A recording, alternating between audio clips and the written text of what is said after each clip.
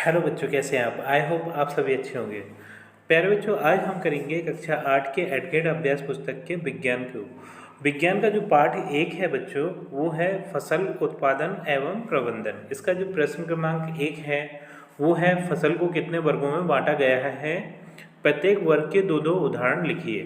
तो फसल को बच्चों 3 वर्गों में बांटा गया है। पहला है रबी की फसल, दूसरा है खरीफ की फसल और तीसरा है जायद की फसल। तो रबी की फसल के उदाहरण हैं बच्चों गेहूं और चना, और खरीफ की फसल के उदाहरण हैं बच्चों धान और मक्का, और जायद की फसल के उदाहरण हैं खीरा और खरबूजा। तो इस तरीके से आप ये प्रश्न क्रमांक 1 के उत्तर को लिख सकते हैं बच्चों। अब चलते हैं अपने प्रश्न क्रमांक 2 पर। बच्चों हम देख लेते हैं प्रश्न क्रमांक 2 को। ये है खरपतवार फसलों को किस प्रकार नुकसान पहुंचाते हैं। तो सबसे पहले तो हम ये समझ लेते हैं बच्चों खरपतवार होते क्या हैं। तो हमारे फसलों के साथ में जो अलग से कुछ पौधे उगाते हैं उन्हें हम क्या बोलते हैं, खरपतवार। जैसे कि गेहूं के साथ भथुआ उगाता है, उस जो गेहूं है हमारी मुख्य फसल है बच्चों, लेकिन जो भथुआ है वो खरपतवार में आता है। लेकिन ये जो खरपतवार है वो हमारी फसल को बहुत ज़्यादा नुकसान पहुंचाता है। तो देख लेते हैं हम इसका उत्तर किस तरीके से लिखेंगे बच्चों। खरपतवार जल पोषक जगत और प्रकाश की स्पर्धा कर फसल की वृद्धि पर प्रभाव डालते हैं। मतलब ये जो हमारी जो फसल है बच्चों, उसके लिए ये जल पोषक जगह और प्रकाश को है ना, ये खुद ले लेते हैं पोषक तत्वों के रूप में, यानी खाने के रूप में। लेकिन जो हमारी फसल है उन्हें ये सारी चीज़ें मिल नहीं पाती। तो फिर क्या होता है बच्चों के कुछ खरपतवार कटाई में भी बाधा डालते हैं। तो कुछ कटीले खरपतवार होते हैं जो कि काटते टाइम पर, जो कटाई होती है फसलों की उस टाइम पर भी बाधा डालते हैं, ठीक है। और तथा मनुष्य एवं पशुओं के लिए विषैले हो सकते हैं। अब बच्चों जो प्रश्न क्रमांक 3 है वो है मिट्टी में रहने वाले केंचुए एवं सूक्ष्मजीवों को किसानों के मित्र क्यों कहा गया है। तो बच्चों मिट्टी में जो केंचुए और सूक्ष्मजीव रहते हैं वो फसलों के लिए, मिट्टी के लिए बहुत ज़्यादा उपयोगी होते हैं, क्योंकि ये मिट्टी को पोली बनाते हैं, प्लस उनमें खाद भी उत्पन्न करते हैं, ठीक है। इसलिए उससे इनके कारण जो फसल है हमारी वो अच्छी पैदावार होती है उसकी, ठीक है। तो इसका उत्तर आप इस तरीके से लिखिएगा, पोली मिट्टी में रहने वाले केंचुओं और सूक्ष्म जीवों की वृद्धि करने के लिए सहायता करती है। यह जीव किसानों के मित्र हैं क्योंकि यह मिट्टी को पलटकर पोला करते हैं तथा ह्यूमस बनाते हैं, ठीक है। मतलब मिट्टी को पलटकर पोला बना देंगे तो उससे क्या होगा कि जो पौधों की जो जड़ें हैं वो आसानी से मिट्टी में फैल पाएंगी, उन्हें श्वसन क्रिया वगैरह आसानी से होगी, ठीक है। और उसमें ही ये ह्यूमस मतलब खाद बनाते हैं, ये एक प्रकार का ये पोषक तत्व है पेड़ पौधों के लिए बच्चों, ठीक है। अब चलते हैं अगले प्रश्न की ओर। ऐसे क्या हैं, तो सीड ड्रिल क्या है बच्चों, एक प्रकार की मशीन है जो कि ट्रैक्टर के पीछे लगा दी जाती है, और उससे जो फसल के जो बीज होते हैं वो खेत में डाले जाते हैं। तो उससे बहुत सारे लाभ हैं। देख लेते हैं इस प्रश्न के उत्तर में क्या क्या हमें लाभ हैं। तो इसका उत्तर मैं पढ़ता हूँ आपके सामने। आजकल बुआई के लिए ट्रैक्टर द्वारा संचालित सीड ड्रिल का उपयोग होता है, ठीक है। इसके द्वारा बीजों में समान दूरी एवं गहराई बनी रहती है।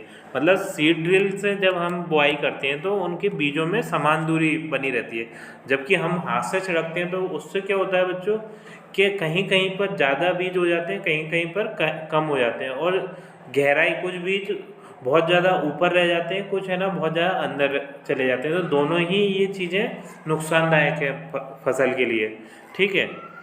तो अब आगे बढ़ता हूँ मैं। ये सुनिश्चित करता है कि बुआई के बाद बीज मिट्टी द्वारा ढक जाए, इससे बीजों को पक्षियों द्वारा खाए जाने से रोका जा सकता है। और पीछे से ये जो बीज होते हैं उन्हें मिट्टी में दबाता भी चलता है, ठीक है, जिससे कि जो पक्षी हैं उसे खा ना पाए। फिर आगे देख लेते हैं प्रश्न क्या बोल रहा है। उत्तर, सीड ड्रिल द्वारा बुआई करने से समय एवं श्रम दोनों ही की बचत होती है, और इससे समय की भी बचत होती है और मेहनत की भी बचत होती है। अब चलते हैं अगले प्रश्न की ओर। तो बच्चों वो है खाद देने से फसलों को क्या क्या लाभ होते हैं। तो खाद क्या बच्चों, एक तरीके के पोषक तत्व होते हैं जिससे कि फसलें हमारी अच्छी उनकी पैदावार होती है, ठीक है। तो अब देख लेते हैं, इसको मैं पढ़ के बता देता हूँ आपको। खाद के लाभ, जैविक खाद उर्वरक की अपेक्षा अधिक अच्छी मानी जाती है। इसका मुख्य कारण है इससे मिट्टी की जल धारण क्षमता में वृद्धि होती है। इस दूसरा कारण बता रहा है ये, इससे मिट्टी भुरभुरी एवं सरंध्र हो जाती है। सरंध्र का मतलब है बच्चों छेदछेदारी, ठीक है, जिसके कारण गैस विनिमय सरलता से होता है। गैस विनिमय मतलब जो पेड़ पौधों की जड़ें हैं श्वसन करती हैं, तो वो कार्बन डाइऑक्साइड और ऑक्सीजन के आदान प्रदान होता रहता है। इससे मित्र जीवाणुओं की संख्या में वृद्धि होती है। इस जैविक खाद से मिट्टी का गठन सुधर जाता है। और जब ये भुरभुरी हो जाती है मिट्टी, तो उसमें जो केंचुए और सूक्ष्म जीव हैं वो पनप जाते हैं, जिससे कि उसमें खाद वगैरह भी अपने आप उत्पन्न होता है। ठीक है, भंडारण से पूर्व धूप में सुखाना क्यों आवश्यक है? तो बच्चों, जो खेती किसानी से जो बच्चे जानते हैं खेती किसानी के बारे में, तो वो ज़रूरी ये बात जानते होंगे कि जब फसल हमारी कट के आती है तो वो गीली होती है। अगर हम वैसे की वैसे उसे अपने भंडारों में भर कर रख देंगे तो क्या होगा, वो फसल खराब हो जाएगी। तो उस फसल को पहले सुखाना पड़ता है, ये मुख्य कारण है।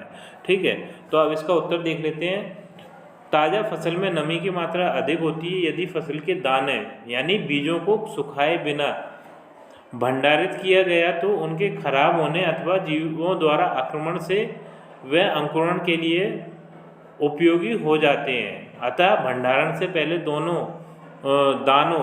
दानों को धूप में सुखाना आवश्यक है, जिससे उनकी नमी में कमी आ जाए। इससे उनकी पीड़कों जीवाणु एवं कवक से सुरक्षा हो जाती है। ठीक है, मतलब सुखा के रखते हैं तो हमारी जो फसल है वो खराब होने से बच जाती है बच्चों। ठीक है, अब चलते हैं अगले प्रश्न की ओर। क्रमांक 7 ये कह रहा है बच्चों, फसल बोने से पूर्व आप स्वस्थ बीजों को चयन किस प्रकार करेंगे?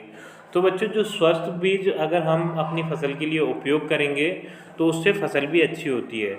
तो हमें कैसे पता चलेगा कि कौन से बीज स्वस्थ हैं? स्वस्थ का मतलब अच्छे हैं, और कौन से अस्वस्थ हैं मतलब बेकार हैं, जिनसे पौधा नहीं उगेगा। तो उसके लिए हम क्या कर सकते हैं? तो यहाँ पर हम इसके उत्तर में देख लेते हैं। चने के कुछ बीज एक बर्तन में रखकर उसमें पानी डाल देंगे। कुछ मिनट पश्चात कुछ बीज पानी के ऊपर तैरने लगेंगे। जो बीज पानी के ऊपर तैर रहे होंगे वे बीज खराब होंगे। तो हमें कैसे पता चलेगा कि हम एक बर्तन में बीजों को रखें, उसमें पानी डालें, फिर जो बीज पानी के ऊपर तैर गए वो खराब होंगे और जो नीचे तली में बैठ गए वो अच्छे होंगे। इससे हम प्रश्न क्रमांक 8 हमारा बोल रहा है कि जल की कमी वाले क्षेत्रों में सिंचाई की किस विधि का उपयोग किया जाता है? विधि का नाम लिखिए तथा चित्र बनाइए। तो यहाँ पर बच्चों, जिन स्थानों में जल की कमी होती है तो उस स्थानों पे हम ये जो आपको सिंचाई की विधि दिख रही है, ड्रिप तंत्र द्वारा हम सिंचाई करते हैं। ठीक है, ड्रिप तंत्र क्या है? इसमें छोटे छोटे पतले पतले पाइप लगा दिए जाते हैं। जिस तरीके से हमारे ड्रिप होती है ना, बोतल चढ़ती है, उस तरीके के पाइप लगा दिए जाते हैं। उन पाइपों में छोटे छोटे छेद होते हैं, उन छेदों से होके पानी रिस रिस कर पौधों में जाता है, जिससे कि पानी की कम मात्रा लगती है फसल में और वो फसल हमारी बहुत अच्छी होती है। ठीक है, तो ये बहुत ज़्यादा एडवांस टेक्नोलॉजी। प्रश्न क्रमांक 9 है बच्चों, उर्वरक और खाद में क्या अंतर है लिखिए। तो यहाँ पर मैंने बच्चों स्क्रीन पर दोनों के अंतर लिख दिए हैं, आप भी इसी तरीके से लिख दीजिएगा देखकर। ठीक है, अब चलते हैं प्रश्न क्रमांक 10 की ओर। क्रमांक 10 है वो है, मिट्टी की उर्वरकता बढ़ाने के लिए किसान कौन कौन से तरीके उपयोग में लाता है, विस्तार पूर्वक वर्णन कीजिए। तो मिट्टी की उर्वरकता मतलब बच्चों, उसमें फसल उत्पादन की क्षमता को हम उर्वरकता बोलते हैं, कि जिससे हमें अच्छे से अच्छी फसल मिल सके। ठीक है, तो इसके लिए किसान लोग क्या करते हैं कि पहला उनका तरीका होता है फसलों के अनुक्रम में दालों की फसलों को अवश्य स्थान देना। मतलब जो दालें होती हैं उन्हें जगह जगह पर फसल के साथ उगा देते हैं, जिससे ये दालें क्या हैं कि खेत में नाइट्रोजन की मात्रा को बढ़ा देते हैं, जो कि हमारे फसल के लिए एक आवश्यक तत्व है नाइट्रोजन। ठीक है, दूसरा तरीका उनका ये है कि गहरी जड़ों वाली फसलों लेने के बाद उथली ही जड़ों वाली फसलों को उगाना। मतलब एक बार वो क्या करते हैं कि गहरी जड़ों वाली फसलें उगा देते हैं, फिर उसके बाद क्या करते हैं, दूसरी बार जब उगाएंगे फसल तो वो उसमें उथली मतलब ऐसी जड़ों वाले पौधे उगाते हैं जिसकी जड़ें कम गहराई तक जाए। ठीक है, तीसरा जो है कि अधिक पानी वाली फसलों को लेने के बाद कम पानी की आवश्यकता वाली फसलों को लगाना, जैसे धान के बाद मटर, मसूर, सरसों और चना आदि। तो इन तरीकों से बच्चों जो किसान हैं वो अपनी मिट्टी की उर्वरकता बनाए रखते हैं और जिनसे उन किसानों को अच्छी से अच्छी फसल मिलती रहती है बच्चों। बच्चों इसी के साथ हमारी ये वीडियो कंप्लीट होती है। आई थिंक ये वीडियो आपको पसंद आई होगी। यदि आपको ये वीडियो पसंद आई है हमारी, तो वीडियो को लाइक कर दीजिए, चैनल को सब्सक्राइब कर दीजिए। आपसे मिलते हैं अपनी अगली वीडियो।